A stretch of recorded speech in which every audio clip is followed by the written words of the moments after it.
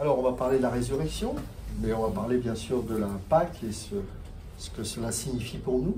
C'est important de comprendre réellement ce qu'est la Pâque. C'est pas seulement des œufs en chocolat ou des petits lapins en chocolat, même si j'aime bien ça, mais ça ne se résume pas à ça, Pâque. Alors déjà, la Pâque trouve son origine parmi le peuple juif, puisque c'est dans le livre d'Exode que le peuple va expérimenter la Pâque. La Pâque, c'est, on appelle ça la Pessa en hébreu. C'est une fête qui célèbre la libération du peuple juif de l'esclavage, puisque pendant plusieurs siècles, eh bien, ce peuple a été retenu en esclavage en Égypte. Et donc, le Seigneur les en a libérés. Et donc, c'est une fête importante pour le peuple juif, mais c'est une fête pour eux de libération. C'est ça qu'il faut comprendre. Elle symbolise, cette fête, la liberté, puisque désormais, ils ne seront plus esclaves, mais libres. Ça symbolise la rédemption et le renouveau. C'est-à-dire que pour eux, c'est une nouvelle espérance, celle d'avoir une terre promise dans laquelle Dieu va pouvoir agir au milieu de son peuple. Donc, cette commémoration de l'Exode, pour ce peuple-là, rappelle le miracle de la sortie d'Égypte, lorsque Dieu, par l'intermédiaire de Moïse, a libéré le peuple après les 10 plaies infligées aux Égyptiens. La dernière plaie, c'est la mort des premiers-nés. Et l'ange exterminateur a passé, d'où le mot Pessa, c'est le sens de ce mot, a passé sur les maisons des Israélites. Et rappelez-vous, ils ont marqué sur le linteau de leur porte le sang de l'agneau, du sacrifice, d'un animal évidemment, alors en l'occurrence c'est un animal, un agneau. Et parce que l'exterminateur voyait le sang qui était marqué sur les linteaux des portes, eh bien ils étaient gardés. Et alors que le peuple égyptien, lui, a vu malheureusement la mort de tous les premiers-nés. Donc c'est vraiment un sens important pour eux, et évidemment ça nous parle énormément pour nous, puisque le sang qui nous a gardés de la mort, c'est quoi? Ça va, Jiki? Bonjour. C'est le sang de Jésus, on est d'accord? Alors, ça nous parle aussi de liberté et de justice, puisque cette fête, pour eux, met l'accent sur l'émancipation de l'oppression et la gratitude envers Dieu pour sa protection. Plusieurs siècles sous la domination comme ça, c'est sûr que pour eux, c'était quelque chose dont il fallait se remémorer de génération en génération, et encore aujourd'hui, ça a un sens important pour ce peuple. Ça nous parle bien sûr de renouveau spirituel, puisque cette fête est aussi associée au printemps. Vous avez remarqué que au même temps qu'on fait la Pâque, c'est en même temps le printemps, qui symbolise bien sûr un renouveau physique et spirituel. C'est là que les plantes et les fleurs bourgeonnent, donc ça nous parle de la résurrection. Alors, comment ils pratiquaient cette Pâque? Et ils pratiquent encore cette Pâque. D'abord, il y a un repas rituel qui est tenu les 2 premières nuits, où l'on raconte justement l'histoire de l'Exode dans un texte spécifique, vous en avez peut-être entendu parler, qu'on appelle la Haggadah. Donc ils utilisent ce texte, et en famille, il faut savoir que cette fête est aussi familiale, puisque les enfants participent et écoutent leur histoire. De génération en génération, eh bien, les enfants ont l'occasion d'écouter leurs parents raconter cette histoire où le peuple est sorti d'Égypte. On y consomme des aliments qui sont symboliques, comme le pain azim, qu'on appelle le matzah, et qui rappelle la fuite rapide des Israélites, et des herbes amères, qu'on appelle le maror, qui symbolisent l'amertume de l'esclavage. Alors, pendant les 7 ou 8 jours de la fête, il est interdit de consommer ou de posséder des aliments à base de pâte levée, le hametz, en souvenir du pain non levé mangé lors de la sortie d'Égypte. Alors, la Pâque, pour eux, bien sûr, renforce les liens familiaux et communautaires, avec une forte dimension pédagogique pour transmettre l'histoire aux générations futures. Ce qui est important, et ça c'est vraiment récurrent chez ce peuple, c'est quelque chose qui m'a toujours marqué, c'est que toutes les fêtes pour eux sont une occasion de transmission aux générations futures. Ils transmettent à leurs enfants, c'est-à-dire que chaque fête est un mémorial où on raconte ce qui s'est passé. Et de génération en génération, eh bien l'histoire perdure ainsi, et leur foi perdure ainsi. C'est pas un acte individuel, la foi chez les Juifs, enfin même si elle l'est dans le sens d'espérance, mais elle est très marquée par, comment dirais-je, par l'impact familial. Il faut savoir que dans le livre des Actes, par exemple, quand il est dit « Crois au Seigneur Jésus et tu seras sauvé, toi et ta famille », il y a toujours cette dimension collective. C'est-à-dire que quand le père, et pas que chez les Juifs, hein, de manière générale, sous l'Antiquité, c'était ça. Le père avait un pouvoir et une autorité telle que lorsque, par exemple, il changeait de religion, très généralement, tout le monde suivait. Et le christianisme a mis un peu la pagaille là-dedans, parce que quand une femme, par exemple, se convertissait, chrétienne, eh bien, c'était souvent des combats, parce que le patriarche qui, lui, n'était pas converti, ne voulait pas adopter cette religion, eh bien, était souvent amené à répudier la femme. Et en fait, le christianisme, même s'il garde une portée aussi collective, c'est une rencontre personnelle avec son Seigneur et son Sauveur, ce qui fait qu'individuellement, des gens ont commencé à prendre position dans le cadre familial et à se démarquer de cela. On voit par exemple, lorsque chez les musulmans, là encore, on n'est pas par révélation personnelle musulman, on est par tradition, par succession, enfin par famille. Une famille est musulmane, c'est pas à discuter. Mais quand parmi cette famille, il y a une conversion chrétienne, là ça devient compliqué. Donc on voit qu'il y a eu un basculement petit à petit par rapport à ça. Et j'en parlerai plus tard, mais ça poussait malheureusement aussi un peu à l'extrême avec cette histoire de nouvelle naissance où on a peut-être trop mis l'accent sur l'individualité, en oubliant aussi que le partage, le collectif est important aussi, puisque l'Église est avant tout une communauté. Mais bon, c'est un autre débat. Donc la Pâque ou la Pessa dure 7 jours en Israël et 8 jours pour ceux de la diaspora, et elle commence le 15e jour du mois de Nissan. Alors c'est le calendrier juif, hein. Le mois de Nissan, c'est généralement en mars ou en avril. Et en 2025, ici, elle débute chez les Juifs, elle a débuté le 12 avril au soir. Donc en fait, pour résumer ça, pour les Juifs, la Pâque, c'est une célébration de liberté, de la foi et bien sûr de l'identité juive qui est ancrée dans l'histoire et les valeurs de ce peuple. Maintenant, on va prendre un texte du Nouveau Testament et voir le sens que l'on y donne, nous, en tant qu'enfants de Dieu et chrétiens de la Nouvelle Alliance. On va prendre pour cela le livre de Matthieu, chapitre 28. Matthieu, chapitre 28.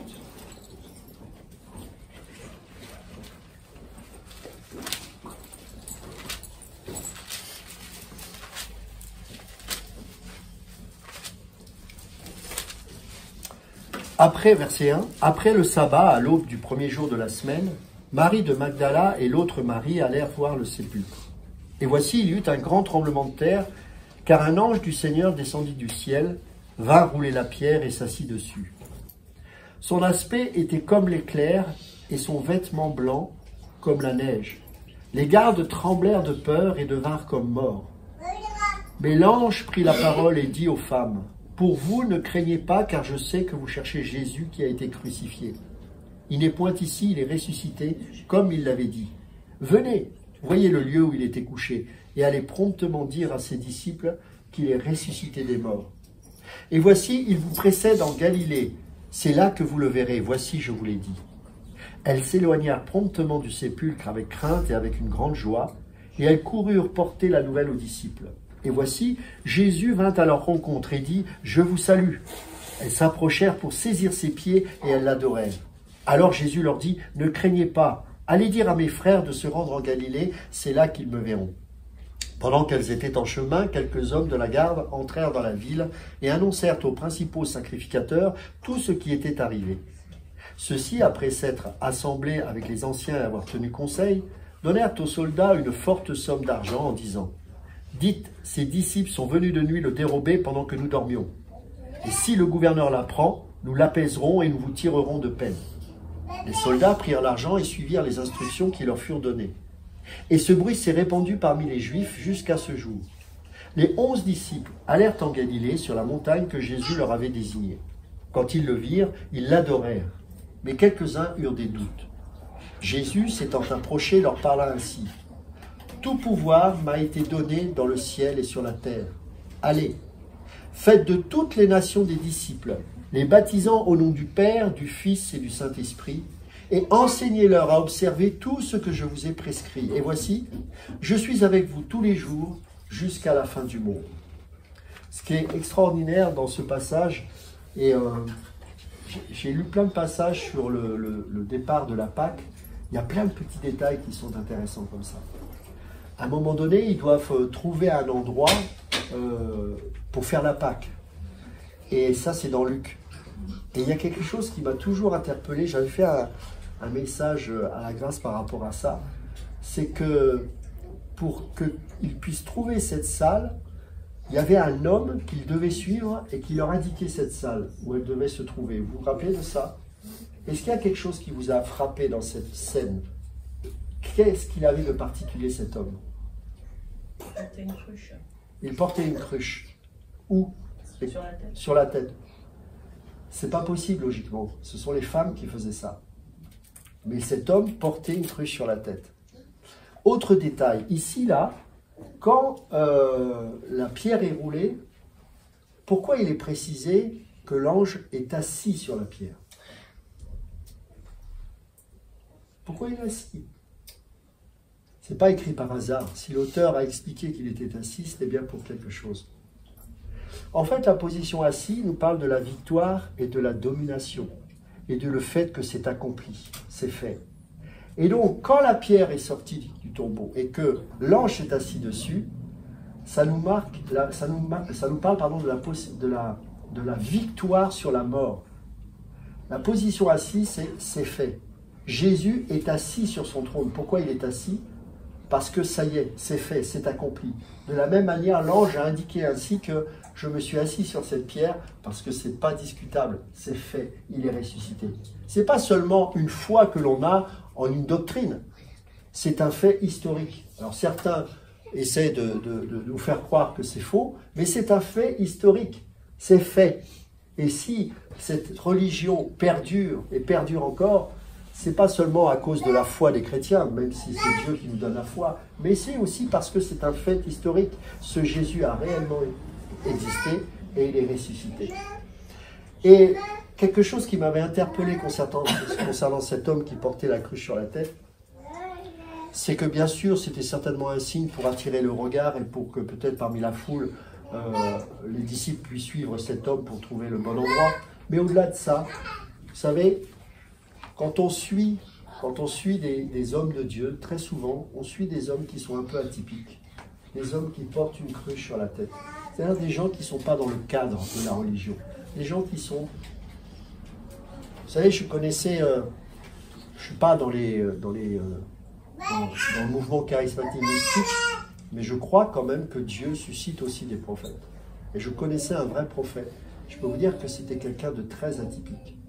Et ce sont souvent des gens qui marchent à contre-courant. Pourquoi? Parce que l'esprit fait que nous marchons toujours à contre-courant. Pas par provocation, pas parce qu'on veut faire l'intéressant, mais parce que nous marchons à contre-courant du monde. Le monde a établi que c'était aux femmes de porter une cruche sur la tête. Mais parfois, le Seigneur, il peut te dire, c'est pas ainsi. Parfois, il va te dire, comme j'ai connu un homme, enlève tes chaussures, car cette terre que tu es en train de fouler, elle est sainte. Et tu vas marcher pieds nus. Ce n'est pas des délires mystiques. C'est que parfois, nous avons besoin d'être obéissants au point où on risque de choquer le monde. Et Dieu nous teste aussi par rapport à ça. Moi, j'avais vu dans l'histoire du réveil, je crois que c'était au Pays de Galles, à l'époque, c'était très inconvenant de ne pas sortir avec son chapeau. Et cet homme sort de chez lui et il sent vraiment l'esprit lui dire « enlève ton chapeau ». Il dit « mais ça ne se fait pas, c'est un manque de respect ». Il dit « mais en fait, on enlevait son chapeau quand on rentrait dans une maison ». Il dit « mais tu es dans ma présence, donc tu dois ôter le chapeau ».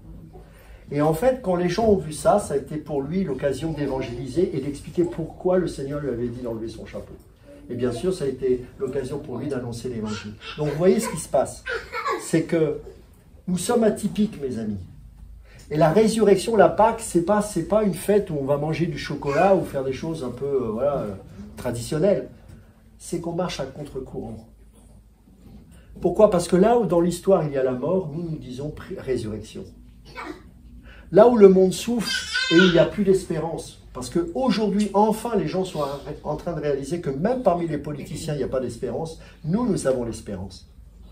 Là où ils nous disent, on va manifester parce que c'est injuste que l'on vit, mais pour autant qu'ils manifestent, il n'y a pas d'espérance. Nous leur disons, Christ est ressuscité.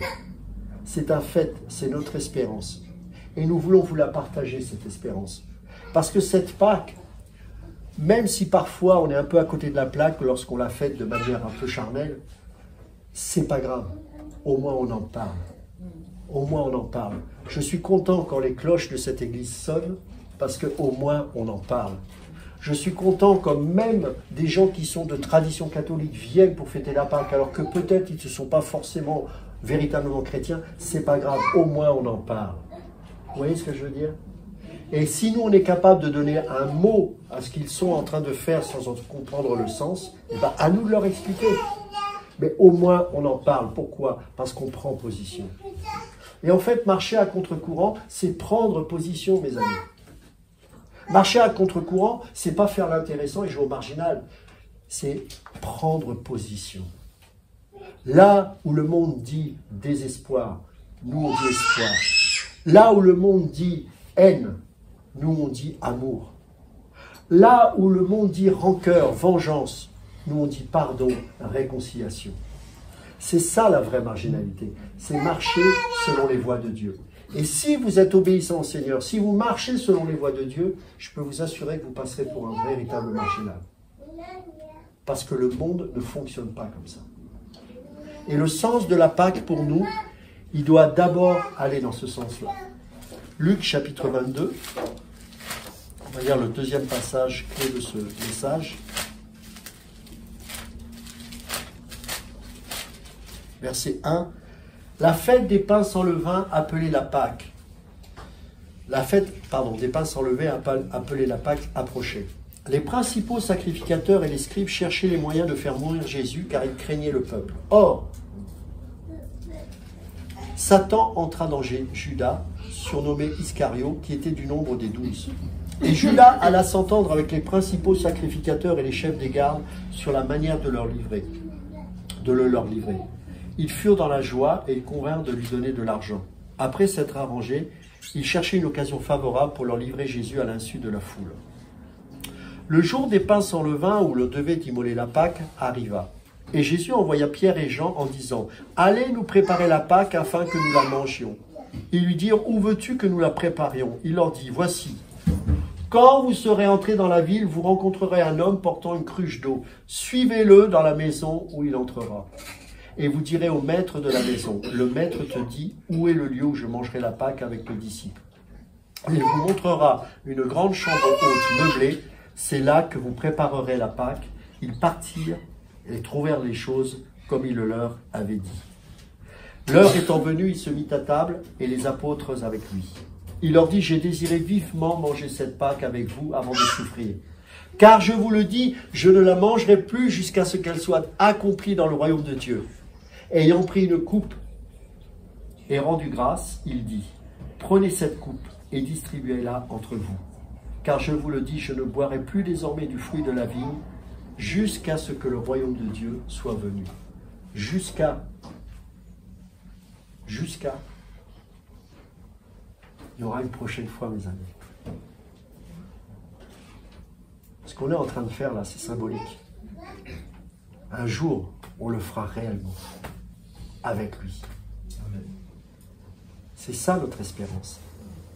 Attention à ne pas faire de notre foi du symbolisme. Ça serait une grave erreur de croire ça. Parce que, en fait, tout ce qui nous a été commandé, ordonné de faire, c'est aussi en préfiguration de ce que nous allons vivre un jour réellement. Et c'est pas parce que des milliers d'années se sont écoulées que pour autant cela n'arrivera pas. C'est juste que la notion de temps, il n'y a que nous qui l'avons. Parce qu'elle a été créée en même temps que les cieux et la terre. Mais un jour, nous le vivrons. Pour les chrétiens, la Pâque, c'est une fête centrale de la foi, qui célèbre la résurrection de Jésus-Christ le 3e jour après sa crucifixion. Elle symbolise la victoire sur la mort et le salut offert à l'humanité par le sacrifice de Jésus.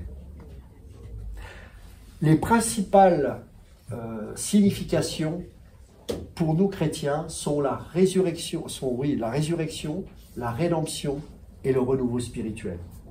La résurrection parce que la Pâque commémore l'événement qui est fondamental pour nous les chrétiens.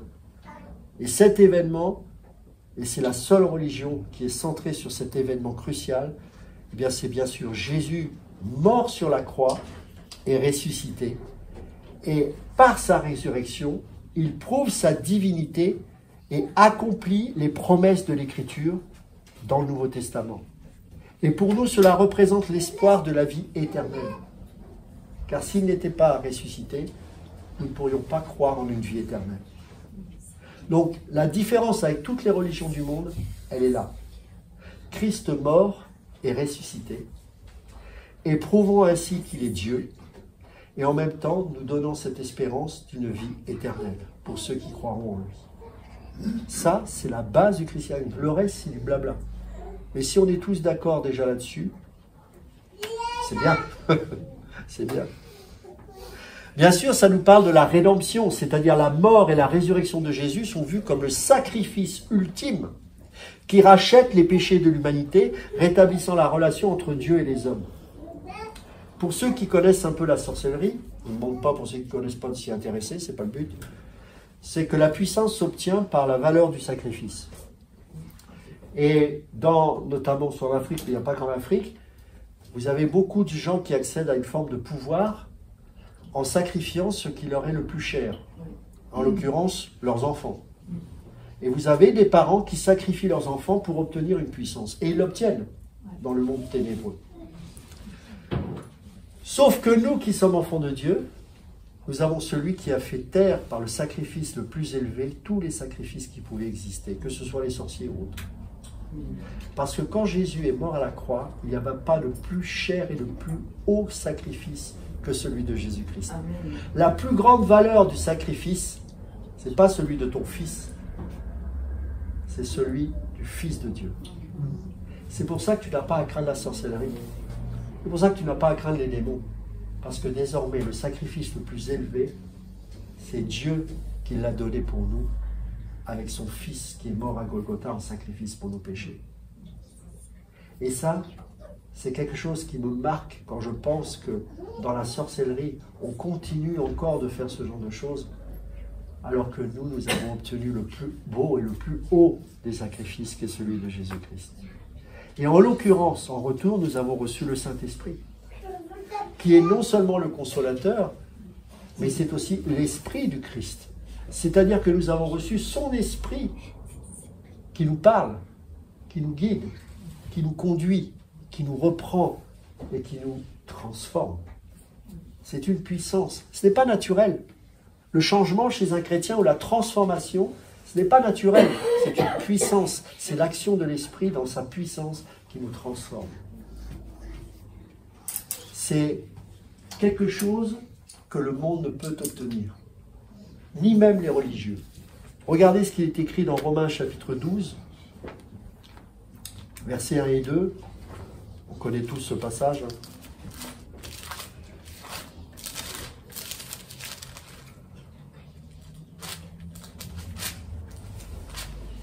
Je vous exhorte donc, frères, par les compassions de Dieu, à offrir vos corps comme un sacrifice vivant, saint, agréable à Dieu, ce qui sera de votre part un culte raisonnable. Évidemment, ce n'est pas de se sacrifier, hein. C'est d'offrir nos vies, c'est-à-dire de lui donner. Pourquoi? Parce qu'on peut lui faire confiance. On donne notre vie. C'est ça le véritable sens du culte. Ne vous conformez pas au siècle présent, marchez à contre-courant. Mais soyez transformés, en grec métamorphoa, c'est-à-dire un changement de comportement. Quelque chose qui fait que la chenille va devenir papillon. Vous voyez, vous allez vous métamorphoser, vous transformer. Ne vous conformez pas au siècle présent, mais soyez transformés par le renouvellement de l'intelligence.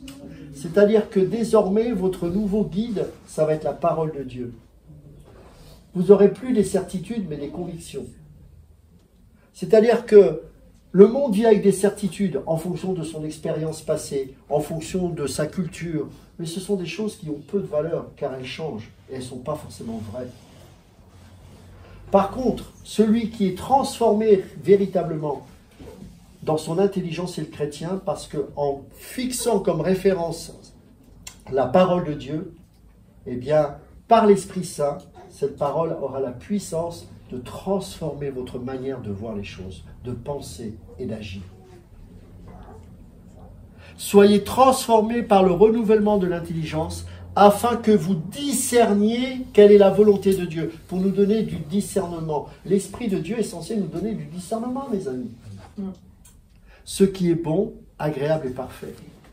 Je n'ai pas besoin toujours de comprendre les choses, mais de discerner les choses. Ce n'est pas la même chose. Comprendre, parfois, c'est comme un scientifique qui dissèque les choses. J'ai envie de prendre comme exemple un théologien, et finalement, quand on regarde sa vie, il n'y a rien qui change. Parce que passer sa vie dans un microscope, ça ne transforme pas des vies. Mais par contre, discerner les choses, c'est voir ce que le Seigneur nous enseigne au travers d'une situation, afin soit de la reproduire si c'est bon pour nous, soit de l'éviter si c'est mauvais et contraire à la parole de Dieu. Alors peut-être qu'on saura moins que le théologien, peut-être qu'on saura moins que le scientifique, mais nous on aura du discernement. Parce que quelqu'un qui est dans la théologie en permanence, il n'est pas évident qu'il soit toujours dans le discernement, loin s'en faut. Parce que le discernement s'obtient par la relation que l'on a avec Dieu, par le moyen de l'Esprit Saint, au travers de sa parole. Vous comprenez? La Pâque, pour nous, c'est un renouveau spirituel. C'est un temps de renouvellement de la foi, et qui est souvent d'ailleurs associé au printemps. Ça nous symbolise, bien sûr, la nouvelle vie. La résurrection, c'est le printemps, ça bourgeonne, ça y est, je sors de ma mort. Le tombeau est vide, mes amis, et je porte du fruit. Alors, chez les catholiques, on fait le carême et la semaine sainte, donc c'est précédé, la Pâque est précédée par le carême. Alors, chez eux, ils font une période de 40 jours de jeûne, de prière, de pénitence. Et la semaine sainte inclut le jeudi saint, qui est la commémoration de la scène, le vendredi saint, qui est la crucifixion, et le samedi saint, qui est la veille silencieuse. Ensuite, la nuit du samedi au dimanche, les chrétiens célèbrent la résurrection avec une liturgie solennelle, qui est souvent marquée, vous avez dû le voir dans les églises, par l'allumage du cierge pascal, qui est symbole de la lumière du Christ. Et puis vous avez le dimanche de Pâques, où là c'est un jour de joie avec des messes festives, des chants comme l'Alléluia, des célébrations communautaires. Et dans de nombreuses cultures, on échange ce qu'on appelle des œufs de Pâques, symbole de la vie et de la résurrection, et parfois des cloches ou des lapins, selon les traditions locales. Donc ça, je vous décris l'Église catholique, mais je vais vous expliquer aussi le sens de justement ces lapins, etc. Pourquoi? Parce que ça va vous permettre aussi d'évangéliser et d'expliquer le sens de tout cela, car très peu connaissent le sens de toutes ces choses. Alors, il y a un lien pour nous chrétiens avec la Pâque juive. C'est que la Pâque chrétienne, elle est forcément liée à la Pessa, la Pâque juive, car la crucifixion de Jésus aurait eu lieu pendant ou près de cette fête juive. Le mot Pâque dérive d'ailleurs de Pessa. Cependant, la signification chrétienne se centre, elle, sur la résurrection, tandis que Pessa célèbre l'Exode. Mais ça couvre la même période. C'est pour ça qu'il faut en comprendre le sens. Pâques est célébré le premier dimanche après la première lune suivant l'équinoxe de printemps. Le calendrier grégorien dans lequel nous sommes, pour les catholiques et protestants, et le calendrier qu'on appelle julien pour les orthodoxes. Donc, évidemment, pour nous, avec le calendrier grégorien, Pâques, c'est, pour les protestants comme les catholiques, le 20 avril. Tandis que pour les orthodoxes, c'est le 27 avril. Donc, s'il fallait résumer la signification et le sens de cette Pâque, c'est pour les chrétiens la célébration de la résurrection de Jésus, qui est porteuse d'espoir, de rédemption et de vie éternelle. Et c'est marqué, bien sûr, par des rituels joyeux, puisque même les protestants se retrouvent autour de ce moment de Pâques pour fêter cet instant magnifique qu'est la résurrection du Christ. Je voudrais juste venir, parce que très souvent, on peut être maladroit avec nos amis catholiques, parce que des fois, on leur tombe un peu dessus, mais on a du mal à discerner certaines choses. Très souvent, j'ai vu des gens critiquer le fait que, ouais, mais vous avez du lapin au chocolat, des œufs au chocolat, parce que les catholiques se retrouvent ensemble et puis ils partagent aussi ça. Il n'y a pas que les païens. Les païens, ils n'en connaissent pas le sens, mais bon, les catholiques, ils devraient en connaître le sens. Il faut comprendre que pendant des siècles, les catholiques avaient une approche dans l'évangélisation qui était particulière. Et elle se justifie en partie dans la parole de Dieu. Par exemple, dans la parole de Dieu, eh bien, je vais peut-être vous choquer, mais Dieu a utilisé des temples païens pour construire son propre temple. C'est-à-dire que la configuration du temple ou du tabernacle est constituée de la même manière que les temples païens. En fait, c'est comme si Dieu avait quelque part conditionné ces païens à faire des choses pour que le jour où ils se convertiront, ils en comprendront véritablement le sens et pourront l'orienter d'une bonne manière. C'est-à-dire qu'au lieu de sacrifier leurs enfants, ils sacrifieront un culte à Dieu. Ils offriront des animaux, alors pour l'ancienne alliance, et puis pour nous, de louanges et notre vie. Mais en fait, c'est comme si ça préfigurait les choses. Par exemple, quand on parle des œufs, bien sûr, quand vous regardez l'origine de cela, il y a des origines païennes. Mais en fait, chez les païens, vous savez, enfin les païens, en fait, c'est les tribus nordiques et les Allemands qui fêtaient ça avec des œufs, etc., dès les premiers siècles. Mais qu'est-ce que ça représentait pour eux? Vous saviez ça ou pas? La résurrection. C'est-à-dire que c'est une vie nouvelle. Pourquoi? Parce que dans l'œuf se cache la vie. Et quand l'œuf se casse, la vie va éclore. Et donc c'était le sens qui était donné. Et les premiers évangélistes, ce n'étaient pas les protestants, puisqu'ils n'existaient pas, c'était des catholiques. Pas romains, puisque l'église catholique romaine apparaîtra dans toute son autorité qu'à partir du VIe siècle. Mais avant cela, vous aviez des moines qui évangélisaient ces barbares. Eh bien, ils utilisaient ces symboles que les païens utilisaient pour leur expliquer que Jésus est la résurrection et la vie. Et que cet œuf que vous êtes et que nous sommes, eh bien, peut casser par la mort à sa chair cette vie nouvelle qui est en Christ. Et il expliquait, enfin ces moines expliquaient aux barbares que cet œuf, c'est ta chair, et que si elle meurt, elle peut ressusciter en Christ, c'est-à-dire ce qui s'y trouve à l'intérieur, c'est la vie de Dieu. Vous comprenez ça? Vous allez me dire, oui, mais c'est biblique ça? Bah écoutez, je ne sais pas, toujours est-il que c'est exactement ce qu'a fait Gédéon. Et Paul.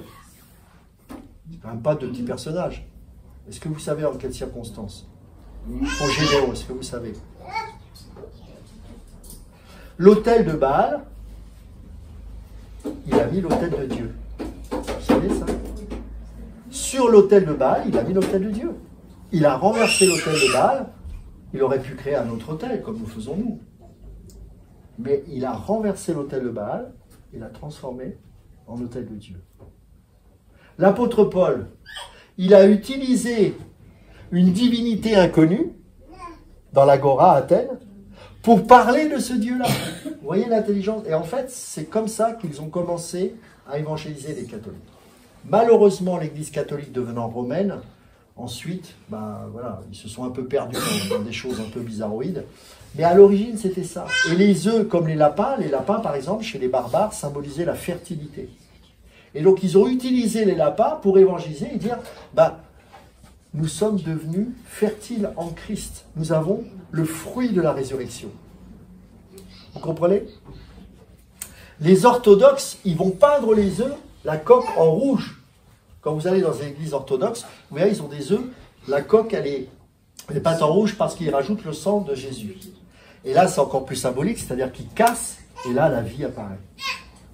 C'est par sa mort que nous avons la vie. Vous voyez l'intelligence? Donc, il ne faut pas non plus être des talibans et puis tout casser comme ça, mais utiliser des supports pour leur expliquer le sens de ces choses. Et je peux vous assurer que ça interpelle parce que la plupart des religieux qui font ça par habitude ne connaissent pas le sens de tout ça.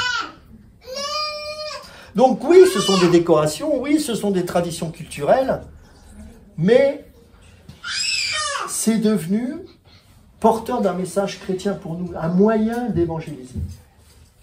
Et quand vous voyez ces choses à Pâques, je ne sais pas, on a un pâtissier là, c'est peut-être l'occasion d'utiliser, alors qu'on fait un bal-off au chocolat, Le sens de ça, tiens, tu sais pourquoi, tu connais le sens, pourquoi on fait les œufs? Alors bien sûr, ne pas mentir, expliquer qu'il y avait un sens païen à l'origine, mais ce que ça symbolisait et comment nous, les chrétiens, on entend ces choses-là. Je ne dis pas que vous devez prendre des œufs, c'est pas mon message, mais d'expliquer le sens de tout ça.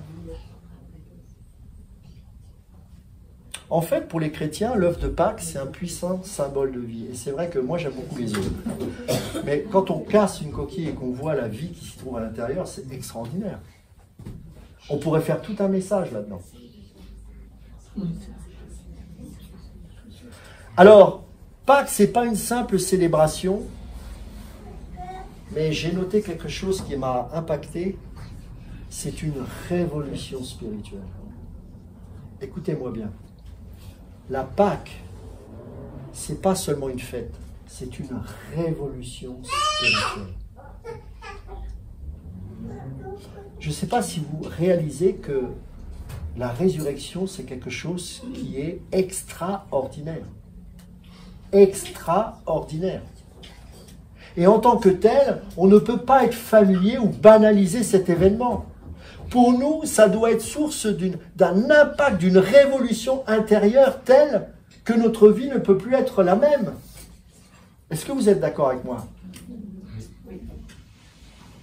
Mes amis, le tombeau est vide. Le tombeau est vide. Pierre et Jean courent vérifier et ils voient les linges funéraires soigneusement pliés. Mais Jésus n'est pas là. Il est vivant. Et ce moment, mes amis, c'est le pivot de l'histoire humaine. À tel point, c'est que même les païens, lorsqu'ils datent, ils disent avant ou après Jésus-Christ. Même ceux qui ne croient pas en lui ne peuvent s'empêcher de dater avant ou après lui. Pourquoi? Parce que c'est un événement extraordinaire. C'est quelque chose qui a révolutionné le monde. Certes, de manière spirituelle, mais même politique quelque part, j'ai envie de dire. C'est ça que nous devons réaliser, mes amis. Regardez ce qu'il est dit dans 1 Corinthiens chapitre 15, verset 17. Si Christ n'est pas ressuscité, c'est Paul qui dit ça, votre foi est vaine. Vous êtes encore dans vos péchés. Ce n'est pas une légende. Si c'est une légende, notre foi est vaine, c'est fini. Ce n'est pas une légende. Si vous croyez que c'est juste un symbole ou une signification, c'est que votre foi est vaine. Car toute notre foi est basée sur la résurrection du Christ. Et c'est pour ça que Paul dit que si Christ n'est pas ressuscité, notre foi est vaine et que nous sommes encore dans nos péchés. La résurrection nous montre que les péchés sont effacés.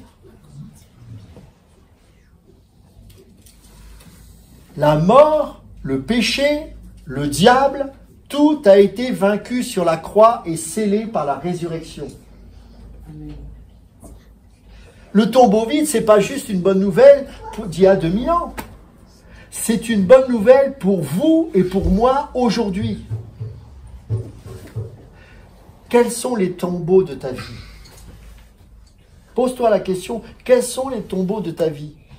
Les addictions qui t'enchaînent, les blessures du passé qui reviennent, qui te hantent, les doutes qui te paralysent. Jésus te dit simplement, lève-toi et marche. Arrête de lécher tes ulcères. Arrête de te satisfaire de ces plaies. Parce que cette plaie qui est devenue ta zone de confort te détruira.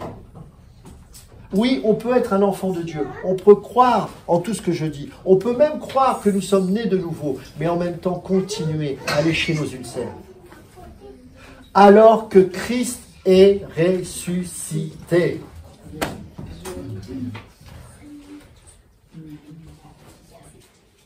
Il faut nettoyer nos tombeaux. Il faut vider tout ça.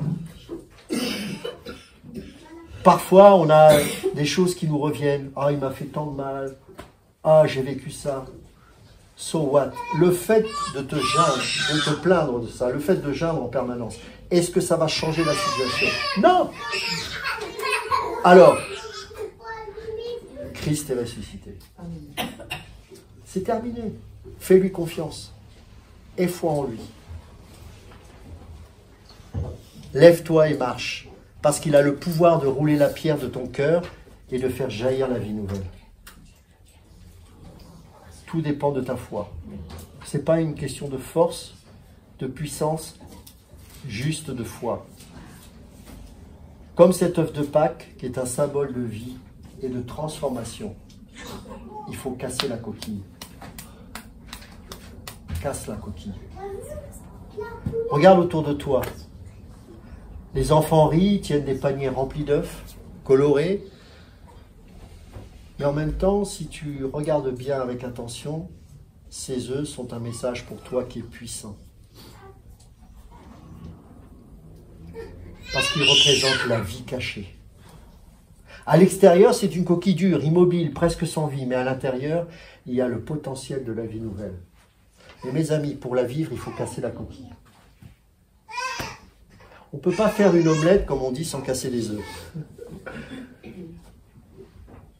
On ne peut pas faire une omelette en gardant la coquille. On ne peut pas manger un œuf avec la coquille.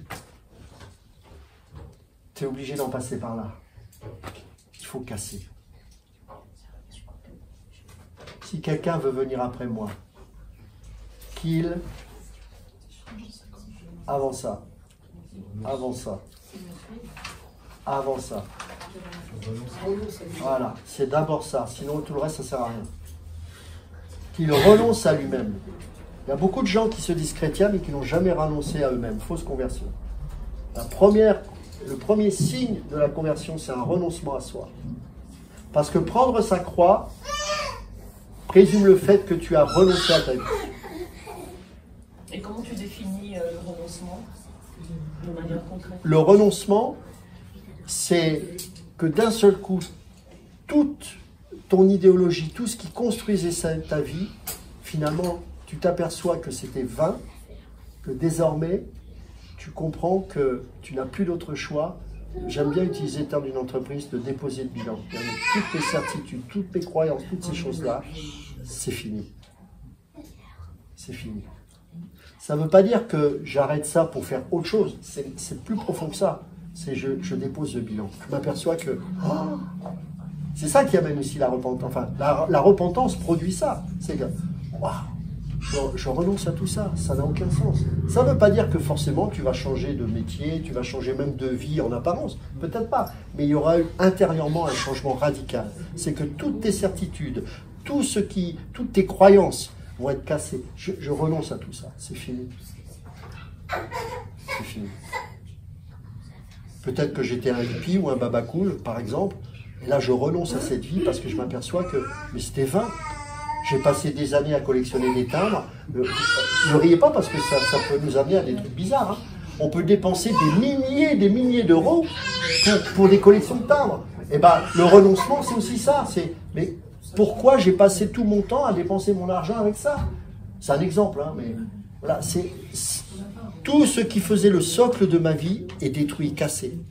C'est cette coquille en fait. Et si je fais ça, la résurrection est là, elle se manifeste. C'est un feu d'artifice. C'est pour ça que je vous dis que c'est révolutionnaire. Ça casse toutes nos certitudes. Mais j'y arriverai jamais. Ça aussi. Ah, j'y arriverai jamais. Avec la résurrection, tout est possible à celui qui croit. Tu vas avoir une vision peut-être d'implanter un truc alors que tu n'as pas d'argent dans un pays, je ne sais pas où, mais parce que c'est en toi le Seigneur, parce qu'il y a la vie de résurrection. Et tu vas y aller, tout le monde va dire t'es fou. Et d'un seul coup, petit à petit, quelque chose va se produire. C'est ce qui s'est passé avec Hudson Taylor, par exemple. Tous ces héros de la foi, ça a révolutionné l'homme. La foi, c'est pas une religion dans le sens religieux du terme. C'est pas oh, maintenant je crois, je vais à l'église. J'ose espérer que c'est un peu plus ambitieux que ça. Je vais à l'église. Bon, je vous encourage à y aller, c'est pas de souci, mais je vais à l'église. Ouais, super. Non, moi ça a révolutionné ma vie. Je travaillais plus pour le travail. Alors que moi, mon ambition, c'était de monter les échelons. C'était juste un moyen pour vivre Christ. Je partais plus en vacances faire n'importe quoi. Je partais en mission. J'allais voir mon pasteur, j'ai dit, où est-ce que je peux aller? Parce que intérieurement, j'étais révolutionné. Parce que je m'apercevais que le tombeau est vide.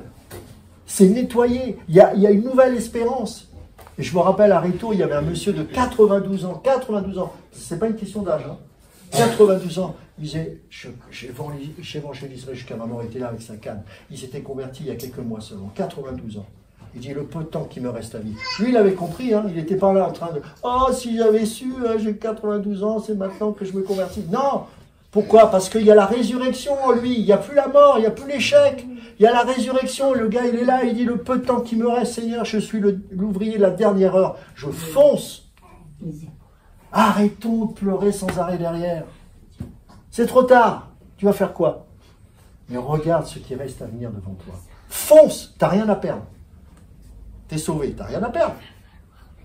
Mais il y a un Hiroshima spirituel là, dans le cœur qui est prêt à exploser.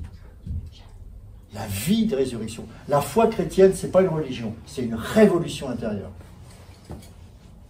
Je me rappelle une fois, j'avais prêché en Ile-de-France, et puis je ne me rappelle même plus sur quel était le sujet, mais il y avait une dame, elle sortait, faisait le tour du bâtiment, et puis il y a un ancien qui est allé voir, il dit, mais calme-toi, qu'est-ce qu'il fait? Il dit, mais cette parole, ça me révolutionne, il faut que je bouge, j'ai envie de crier Jésus. Pourquoi? Parce que quand on prêche la vie de Dieu, c'est la vie de Dieu, mince.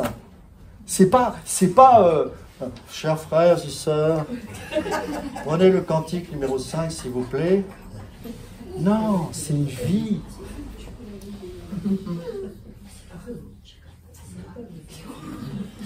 Dieu peut briser les coquilles de nos vies. Nos cœurs endurcis, nos vies brisées, nos espoirs éteints, tout cela peut être transformé par la puissance de la résurrection. Dans certaines traditions, on peint les œufs en rouge, comme j'ai dit tout à l'heure, pour symboliser le sang de Jésus versé pour nos péchés, mais aussi la vie victorieuse qu'il nous offre. Chaque œuvre que nous décorons, chaque œuvre que nous partageons, c'est une proclamation. Christ est vivant et il change des vies.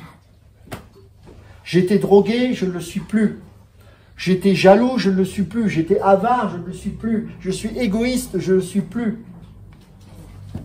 Pas parce que j'ai fait du coaching, pas parce que je suis allé voir un psy, parce que le tombeau est vide.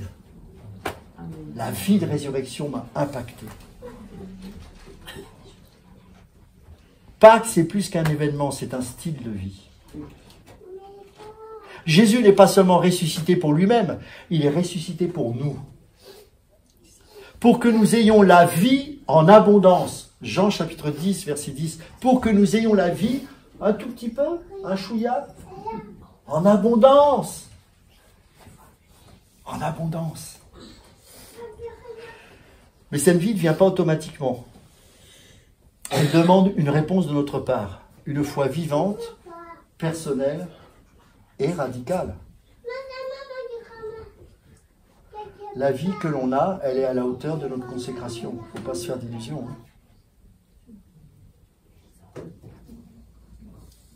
Vivre cette puissance de la vie de résurrection nous demandera des sacrifices. Pas des efforts dans le sens humain, mais des sacrifices. Abandonner les choses qui nous empêchent de vivre cela, justement. Et c'est aussi ça, casser la coquille. Paul écrit dans Romains chapitre 6, verset 4.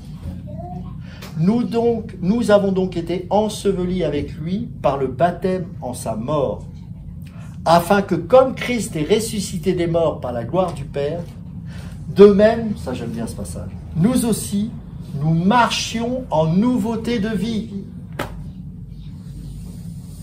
Cela signifie que Pâques nous appelle à mourir à nous-mêmes, à nos égoïsmes, à nos péchés, à nos vieilles habitudes, et à ressusciter avec Christ dans une vie transformée par l'Esprit Saint.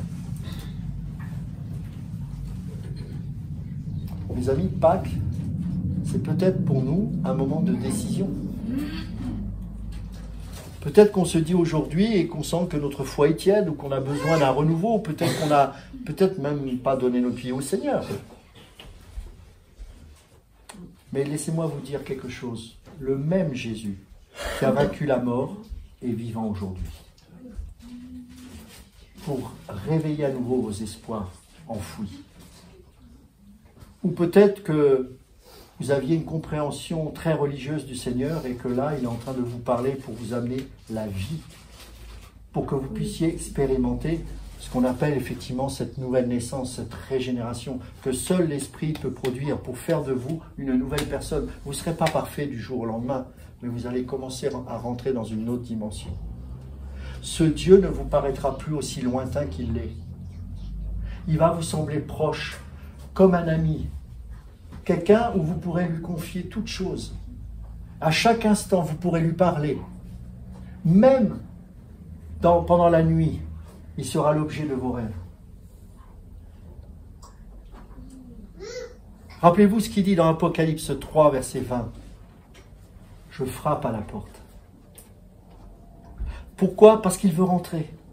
Il veut une relation personnelle avec son Église. Et c'est le seul qui nous donnera une espérance qui ne décevra jamais. Combien de fois nous avons mis espoir sur une personne, sur un ami, sur une femme, sur un mari, sur je ne sais quoi, un patron ou un parti.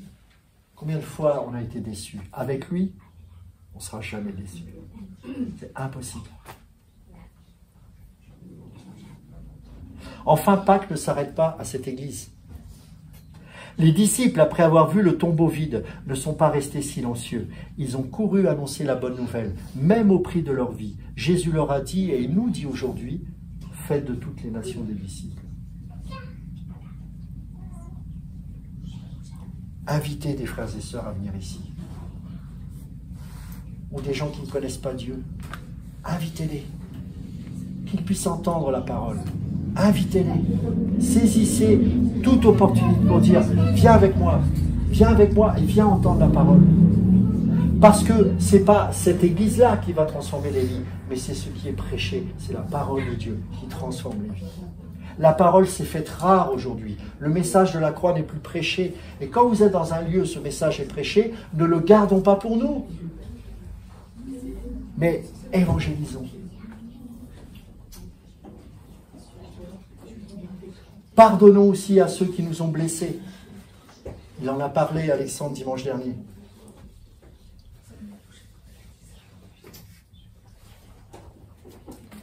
Parlons de Jésus d'une manière réelle. Aimons ceux qui sont difficiles à aimer. Tendre la main aux perdus, aux brisés, à ceux qui ne connaissent pas Christ. Partager notre témoignage, raconter comment Jésus a transformé notre vie.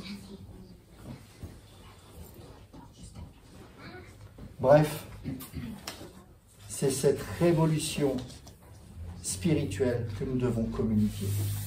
Mais la question que je nous pose, vivons-nous cette révolution spirituelle? Et en ce jour de Pâques, je vous invite à faire 3 choses. La première, c'est que votre vie soit une vie d'adoration, d'adorer Jésus de tout votre cœur. Pourquoi? Parce qu'il est digne de louange. Qu'à chaque instant, vous puissiez prendre un moment pour le louer pour ce qu'il est. Pas seulement pour ce qu'il a fait pour vous, mais pour ce qu'il est. C'est peut-être l'occasion pour certains de renouveler son engagement.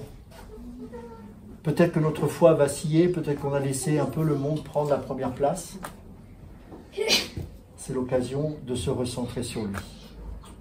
C'est l'occasion de confesser nos péchés, de demander son pardon. Et comme il nous dit dans 1 Jean chapitre 1 verset 9, il nous accueillera à bras ouverts parce qu'il est fidèle et juste pour nous pardonner. C'est aussi de décider de vivre pour lui. Faites de Pâques, pas la fête, mais faire. Faites de Pâques le début d'une nouvelle saison dans votre marche avec Christ.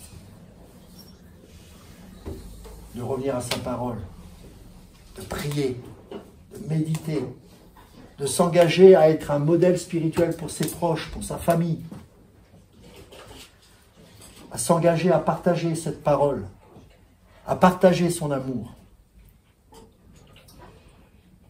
Que ça ne se résume pas juste à un petit œuf au chocolat et un lapin au chocolat.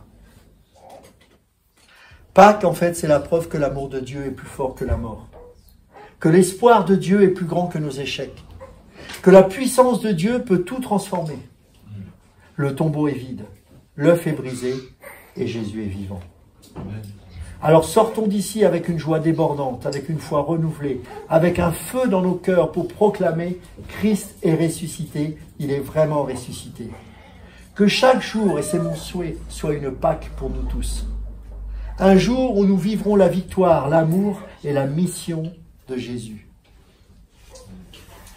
Je me mets à la place de ces disciples qui ont vu le tombeau vide. Et ensuite, ils ont vu le Messie parmi eux. Mais quelle espérance! Ils étaient désespérés. Rappelez-vous les 2 disciples sur le chemin d'Emmaüs. Mais notre cœur ne brûlait-il pas au-dedans de nous lorsqu'il nous expliquait les Écritures? Quand la parole est enseignée avec l'Esprit, notre cœur brûle parce qu'il révèle le Messie, il révèle Jésus. Ils étaient dans la dépression et donc incapables de le reconnaître. Mais en même temps, alors qu'il leur expliquait tout ce qui le concernait dans les Écritures, leur cœur était en train de brûler. De zèle. Il y avait un feu qui était en train de se rallumer. Et quand il est apparu parmi eux, ils ont vu que c'était bien le Messie. Ils ont dit, ah, c'est pour ça que notre cœur brûlait comme ça. Cette révolution intérieure fait que ton cœur y brûle. Ne t'éteins pas, mon ami. Que ta foi soit ravivée par cette révolution intérieure. Oui, c'est vrai que c'est difficile parce qu'on est dans l'eau tiède en permanence ici. Il fait froid, on rajoute 2 degrés, il fait bon. On mange, c'est un peu froid, on met le micro-ondes. On va se coucher, on a un lit. Tout est à notre portée. Et ça, malheureusement, ça amène un peu de tiédeur. Donc dès qu'il y a une petite difficulté, la foi vient de ce que l'on entend et ce que l'on entend vient de la parole de Dieu. La foi, c'est l'assurance des choses que l'on espère et la démonstration de celles qu'on ne voit pas. La foi vous donnera toujours un coup d'avance. La foi fait de vous un prophète, un visionnaire. Quelqu'un qui comprend la parole, non pas par rapport à hier, mais par rapport à aujourd'hui et demain. La Pâque, la résurrection, la foi. Amen.